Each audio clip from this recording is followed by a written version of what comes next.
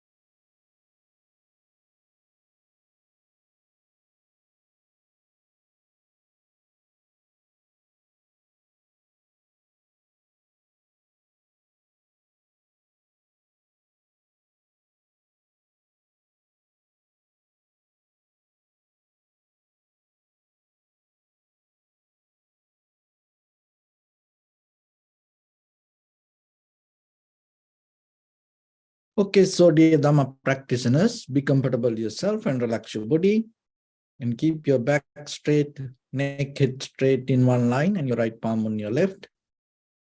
So gently close your eyes and bring attention to this bell sound, and while you focusing to the sound, mentally relax your body, relax your mind and relax your breathing with your thoughts. So do nothing extra. Just follow the sound, please.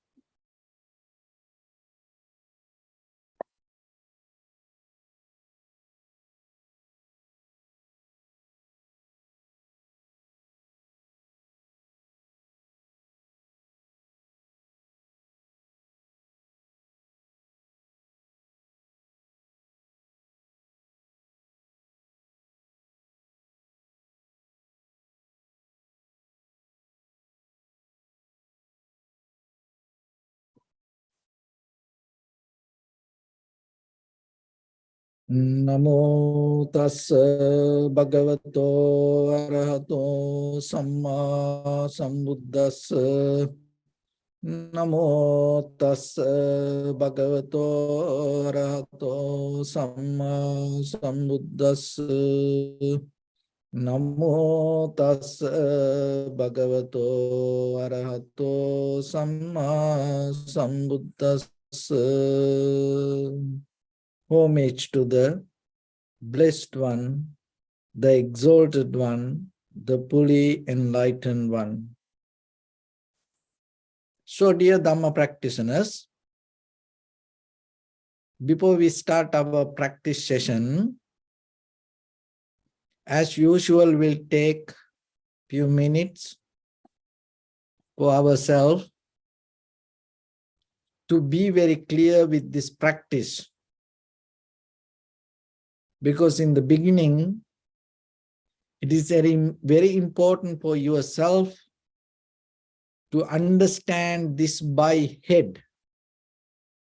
Because what you understand by head go to your heart. So this is the method.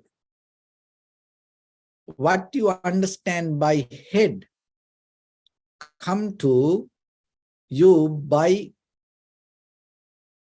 hearing. So what you hear come to your head. Once something come to your head, you can take it to your heart. Once something in your heart, you can give by your hand. So then look into the process. If there is something not in your heart, you can't perform it by hand. So if you not hear something from outside,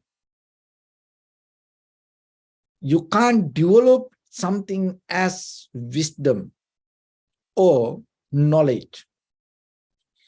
So that's why, as a foundation of this spiritual journey, Trutame Jnana, or listening, or Parato Ghosa, that's mean listening to someone, and listening and gaining the wisdom from someone is very necessary. So that's going to become a kind of like a foundation, or kind of like a very fundamental property, or the ability or the quality of development of wisdom. So then you have to look into yourself and see in day-to-day life how you develop this listening part. So that listening part you can expand today even to see. Because like in this very moment, while you listening and at the same time you are seeing also, or maybe reading a book, so and watching something, and you can deeply understand maybe what is happening.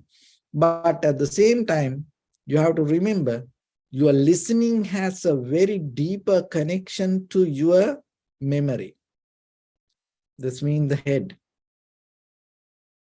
So somehow, if you are capable to get the right listening, or if you are capable to hear the correct path, it will help you to develop the right path. Because when it comes to the right method, one of the important way that you can understand it is right, when you hear it, it gives you some kind of clarity. So you have in you as a human being, there is some kind of inbuilt wisdom. Silence is a method that tuning that wisdom. So when it comes to meditation, you are settling down, calm down, and allow things to happen itself, and accepting things without disturbing to it is a way of tuning that deeper inner wisdom. Not understanding it, but still you are tuning it. So then practicing sitting is a skill, and see that how you tuning that yourself, that your inner wisdom to how to gain how to capture the right frequency. So by practicing, you can develop it. Another thing is, while you practice, you are, by the time in the samsaric journey, we used to collect and keep many unnecessary skills, or the habits, or the knowledge, or the wisdom for us. This is the thing. It is a kind of like unnecessary, invalid mean.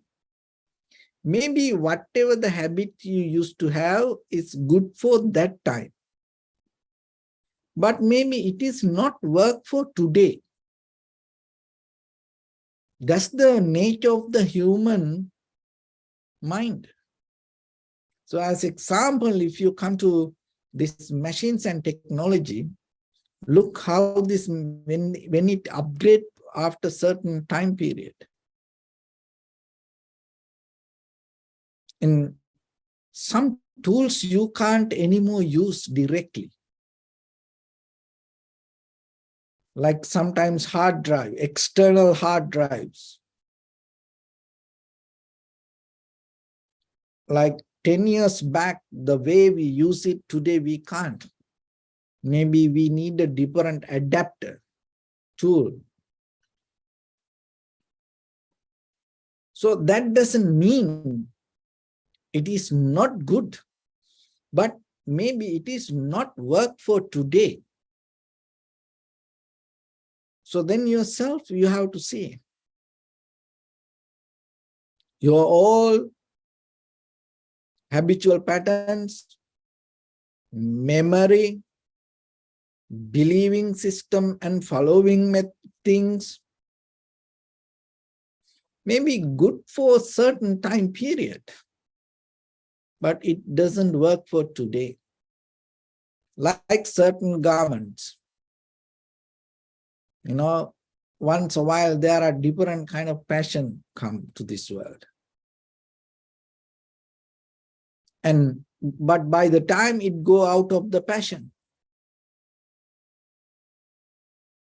So the thing is, if you have that memory and the skills still holding to you, maybe it takes some energy from you.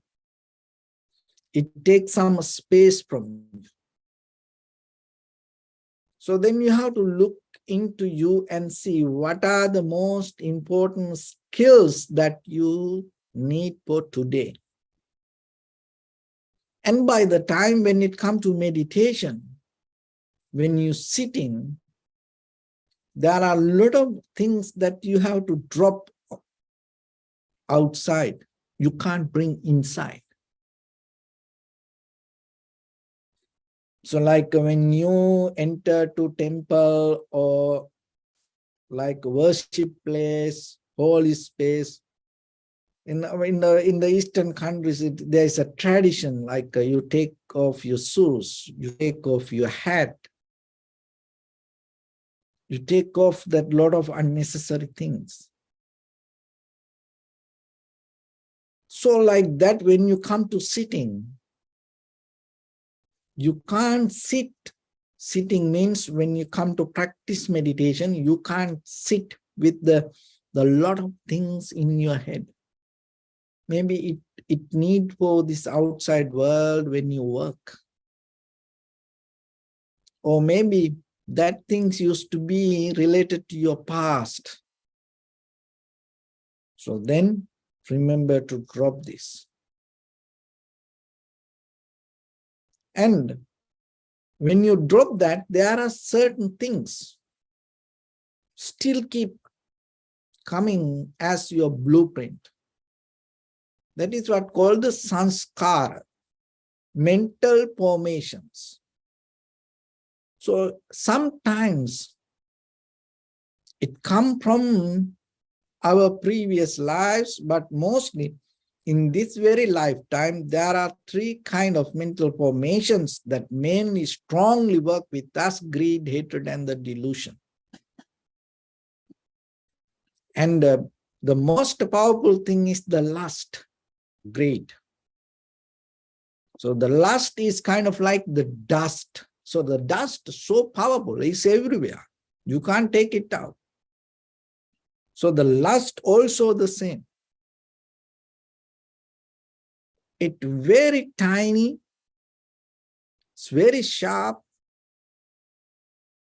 and it has ability to access to anything. So when it comes to yourself, maybe on the surface level, you feel it's kind of nothing, but deeply, it's very strongly rooted, hold to the ground. That means you are into samsaric journey. So in that way, practicing meditation gives a deeper, clear access to the depth and clean yourself, this sanskar. So seeing it is the most important part. And sometimes on the surface level, you may not see, but by the time it's going to come.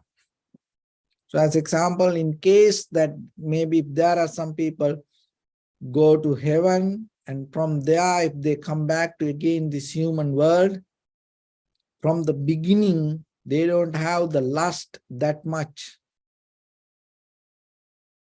Because in the heaven, the lust not that strong. So when they come to this human world, it's going to be kind of like a neutral. But by the time it's going to get activated. So like that yourself. And sometimes maybe you think it is not there, but underneath deeply, it rooted. So there was a king and queen. They didn't have a child. They used to pray for a child. And by the time from heaven, there was a deity came to this human world and became a child for that palace. So this king and queen was so happy, but this child didn't have that much interest about these things. As parents, they encourage this child to play with things and get interest regarding this material world. But this child was not kind of like that much interest. And even especially with girls, he didn't have that much relationship. He always stay away. As parents, they were worried a little bit. What's wrong with this child? Because he is the one who's going to be king. And he became young. He had that very quiet life. And then parents came and told, this is the time for you to get married. And he directly told, I don't like girls. I don't have any interest about girls. I don't have any kind of sensual desires to fulfill myself.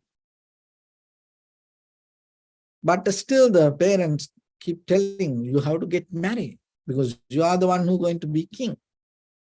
So he didn't have that deeper intention to fulfill that inner desires. So then what he did, but deeper underneath his roots, he had that sanskara. So then what he did, to escape from this parents' problem, and what he did, he made a very beautiful picture of a woman, a kind of like a statue, very beautiful. And because he came from the heaven and he remembered the heavenly, the angels' pictures, and he made a statue like that and told, if you find somebody like this, I will get married. And he knew it not going to happen. So then parents told, oh, now it is become easy. So because now he has some kind of idea. So then what the parents did, they called their soldiers and told, this is the girl we want, go and find. So they put it in the cart and go village to village looking for this kind of girl. And by the time they went far away to the village area, countryside, And one day in the evening, they got so tired. They put the statue, the cart and the statue in one place, and they went to have bath in a lake. While they having bath, they saw a group of girls around this statue and tried to talk to this statue. And they were wonder, and they came out and ran to that place and asked, what is this? Why? No, we misunderstood because we have our friend. We thought she's this our friend because it looked like real. And we were trying to talk to her, but it is not. And then all the soldiers were wondered, who is that? And then they went and they found this girl, exactly like that picture. See? And then they took her to the palace. And once he heard that, oh, they found the girl, in that very level, from that deeper sanskara, or that lust, start to wake up. Oh, I like it. And now he was so happy to see her. See that this young boy from birth to be this young age, and he didn't have any kind of interest regarding girls. Now what happened? Now he is so excited to see. And then they brought this girl and he got married. And then by the time what happened? Now his lust, for a long time period, it was kind of like a sleeping mood, hibernated. So now it's wake up. And now what happened? Now lust everywhere. Over control, because he have the power now. He became the king. And everywhere, whoever the girl and beautiful girl, he start to bring. And even if he see the beautiful woman, if she is married, and he used to kill all the men. No any man's allowed, no any man's allowed to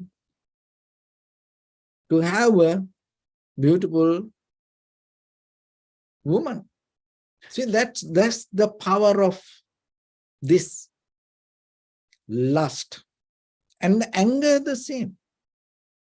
Now apply it to anger the same. Maybe you don't see it, but it may be there underneath, rooted. So by the time, for a little thing maybe,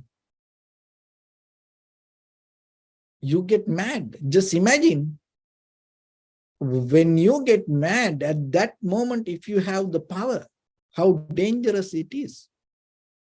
Just as example, you are so nice person and you don't have any anger, and everybody believed that you don't have anger, you are very nice, so you became so powerful person. For a little thing, you get mad. Maybe you have now power to destroy, just pushing a button, and maybe you can release a missile or nuclear bomb. You know, see that how it is possible. And the ignorance. So the ignorance also same. And in the conventional life, sometimes we get lost with this intellectual knowledge that we gain from books or learning. But the the deeper ignorance can be hide in that wisdom. So sometimes look, this well-educated people, and they do certain things. Sometimes they do very silly things. So how it is possible? Because if you don't develop wisdom, if you just maintain the knowledge, by the time it's not going to be enough. Because that rooted ignorance can overtake the knowledge. So that rooted ignorance is very powerful than the knowledge you accumulate. Because knowledge by the time change, it become powerless. It go to another thing. But the wisdom is not like that. So especially, so when it comes to that wisdom path, that's why you have to remember, rather than depending from these outside things, you have to look into yourself and see how this happens inside you. So wisdom here means what? Wisdom here means you understand your own inner mind, your own inner way of life. So another way it called know thyself. Know who you are. Know that what is this inside. Because to see that, you have to go inside. But most of time, we are spending our time with outside world, outside things. And most neglected part in our life is our inside. So that's why practicing meditation, giving you some opportunity for yourself to go deeper into you and understand this. So when you understand that, this is a method that you have to develop. So in the very beginning, you can't bring all this outside information that you know and put it inside and work with. So the very first thing you have to calm down, develop some kind of silence.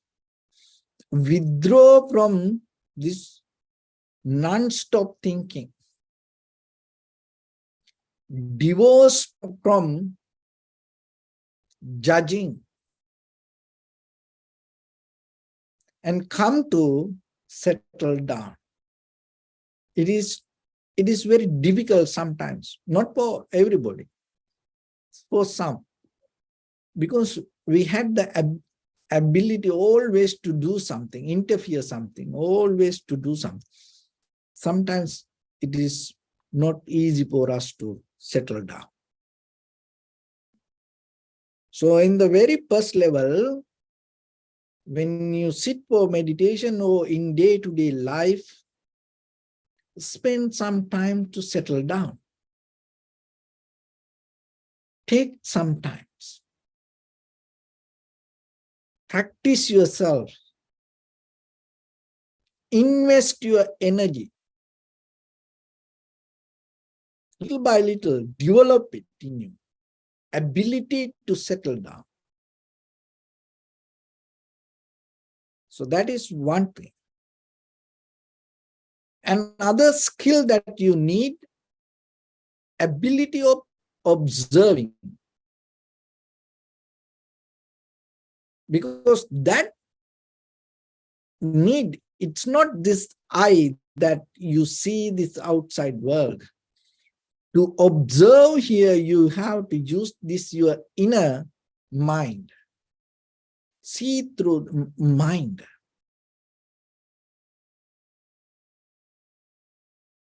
And when it comes to that very nature of the mind, always go here and there. What is the very famous? Similarly, the monkey mind. So it's kind of like a wild animal, wild horse. The fish came out of the water, always jumping, jumping. That's the very nature of mind. So that's why when you observe, you can't be with that nature. So then you have to be with something. So that's why you need the mental object. So breathing we keep as our primary mental object. So then your inner attention, you have to put it to the sensation of the breathing. So in that way, you develop the observation, ability of observing. So settling down, observing, and then by the time what you observe, recognize why you need the recognition. This is the thing, that what you see, what you hear, what you smell, what you feel, and sometimes what you think is not there. It is something else. This is the medium, the medium we capture that, but it is not there. And maybe when we see something, so as example, we in the very beginning, we see it as red. But if you look very carefully, it is not red.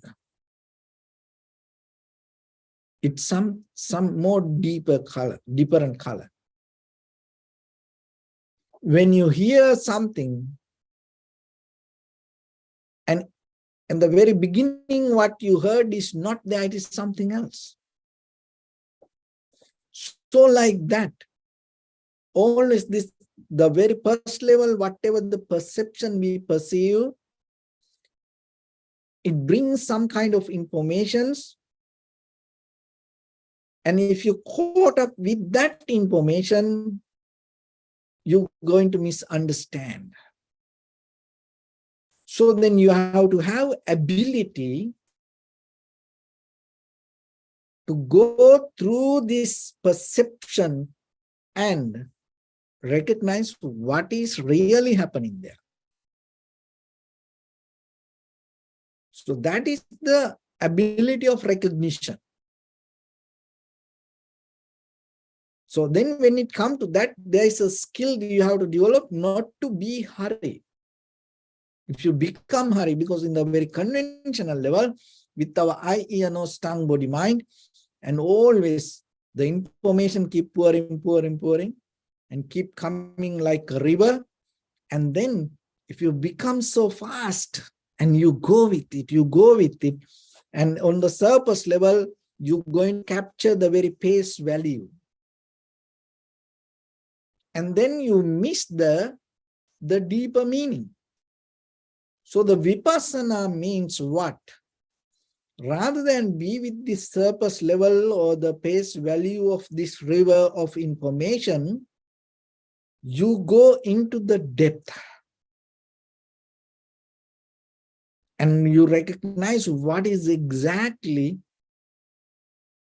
happening there. Oh, what is exactly there. And when it comes to that, maybe you see something from the beginning, but in the deeper level, it is something there. Deeper. So like that, settling down, observing, and recognition. You develop the recognition. It's an ability. And then you start to see how things come to be as they are without your interference. So then you have the ability of experience, but This nature has itself unfolding things in front of us as events, incidents, situations, environment, nature. And now you are not interfering to it, but you are experiencing it by observing without adding any kind of things to it. So in that way, you are capable to see this and experience it to the depth and tune to the deeper level of vibration or the wisdom, how things come to be as they are. So that is the method of meditation and vipassana. So that is another way that you can understand this practice. So then by the time, maybe for a moment you can do it, by the time you can expand the duration little by little, little by little. So then develop it. And by the time you are capable to purify deeper your inside, and that you can uproot this, all the sanskara or the mental formations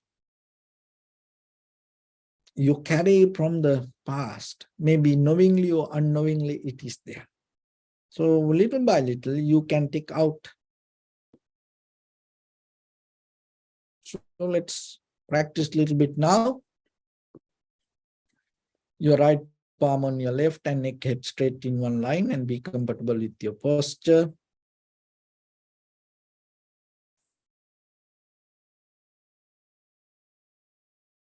So bring attention to your body and scan head to toes yourself and say Sopativa, or may I be well and happy 3 times.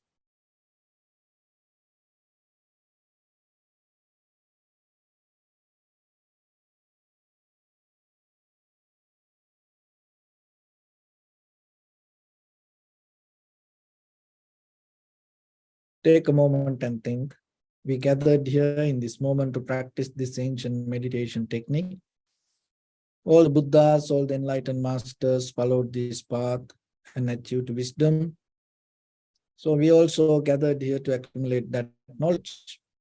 In this moment with this sitting, may my body become more comfortable. May my breath be more smooth. May no difficulties come to me. May all the success come to me. Also think for a moment. This is the last moment we're spending in this very lifetime. And detach your mind from all your past memories and as well as any kind of future thoughts. Just try to remain in the present moment, observing the sensation of your inhalations and exhalations in front of your nose and your upper lip area. So in the beginning, deeply and gently breathe in, breathe out 3 times and find the sensation, please.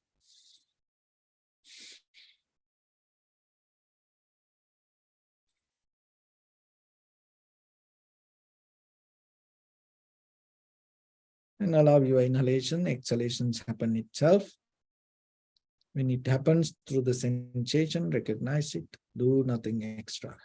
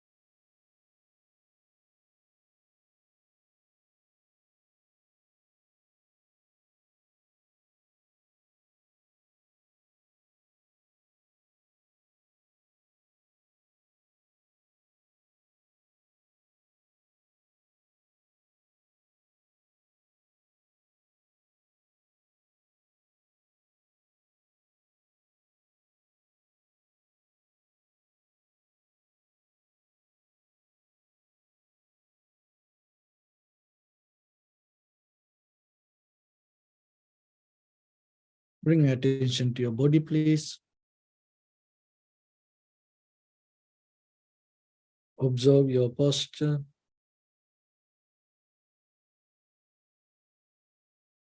We cultivate loving kindness and compassion in our heart and radiate it as a light through entire your compound, village, city, state, country, world, around this universe. Also, as far as you can, through galaxies, other planets, stars. Reminding yourself like this. With clear intention, mentally repeat after me. May all living beings in this universe be well and happy.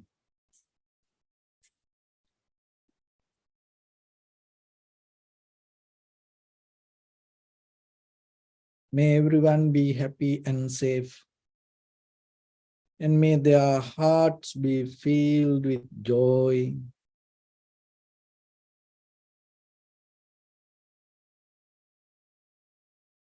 May all living beings live in security and in peace.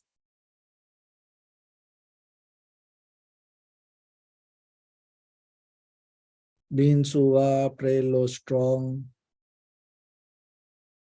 tall or short, big or small, visible or not visible, near or far away, already born or yet to be born. May all of them dwell in perfect tranquility.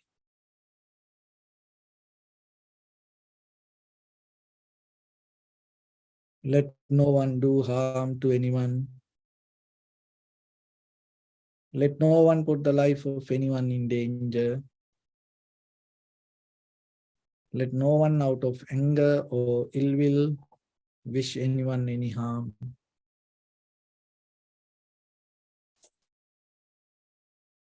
Expand the loving kindness and compassion beginning from your heart. Forward. Visualize yourself and send it as light.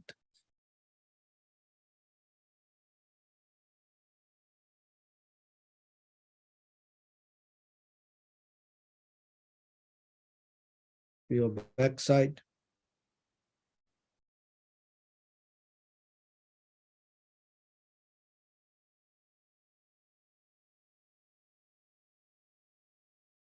Your left side.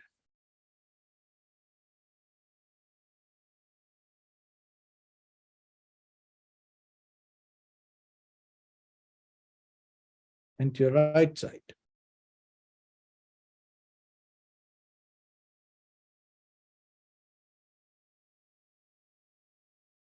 Downward.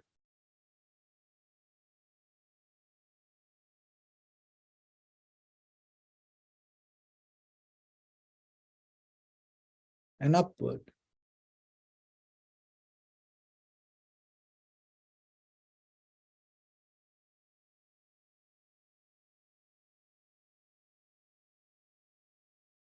To all 6 directions at once, like the moon, the sun, spread the light, spread the energy, without any condition, without any limitation, without any resistance or without any judgment. Let your heart to shine with the loving kindness and compassion from the bottom of it, with the maximum effort to the highest. Wishing yourself, may all living beings in this universe be well and happy.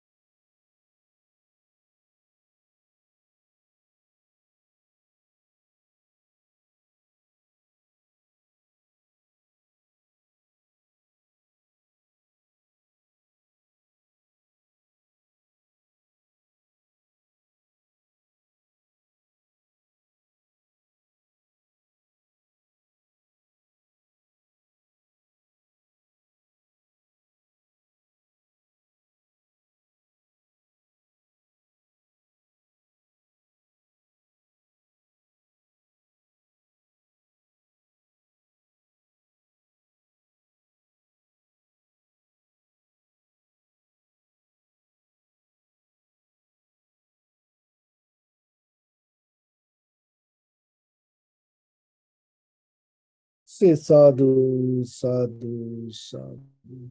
So first of all, we offer this practice to the great qualities of the Buddha, Dhamma and the Sangha.